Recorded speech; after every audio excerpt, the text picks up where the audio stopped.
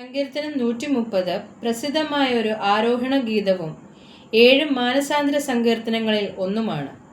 പാപത്തിൻ്റെയും ദുഃഖത്തിൻ്റെയും ആഴങ്ങളിൽ നിന്നുള്ള ഒരു ദയനീയമായ നിലവിളിയും തുടർന്ന് ദൈവത്തിൻ്റെ കരുണയിലുള്ള പ്രത്യാശയിലേക്കുള്ള മാറ്റവുമാണ് ഇതിൻ്റെ പ്രത്യേകത. സങ്കീർത്തനം 130. യഹോവേ, ആഴത്തിൽ നിന്ന് ഞാൻ നിന്നോട് നിലവിളിക്കുന്നു. കർത്താവേ, എൻ്റെ പ്രാർത്ഥന കേൾക്കണമേ. നിന്റെ ചെവി എൻ്റെ യാചനകൾക്ക് ശ്രദ്ധിച്ചിരിക്കണമേ. യഹോവേ, നീ അകൃത്യങ്ങളെ ഓർമ്മ വെച്ചാൽ കർത്താവേ, ആർ നിലനിൽക്കും? എങ്കിലും നിന്നെ ഭയപ്പെടുവാൻ തക്കവണ്ണം നിന്റെ പക്കൽ വിമോചനമുണ്ട്. ഞാൻ യഹോവയ്ക്കായി കാത്തിരിക്കുന്നു, എൻ്റെ ഉള്ളം കാത്തിരിക്കുന്നു.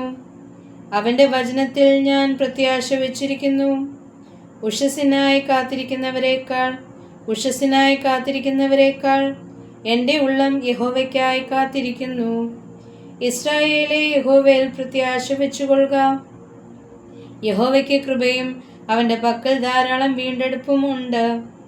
അവൻ ഇസ്രായേലിനെ അവൻ്റെ അകൃത്യങ്ങളിൽ നിന്നൊക്കെയും വീണ്ടെടുക്കും. ദൈവമേ, സ്തുതി നിനക്ക് യോഗ്യമാവുന്നു. Barak more.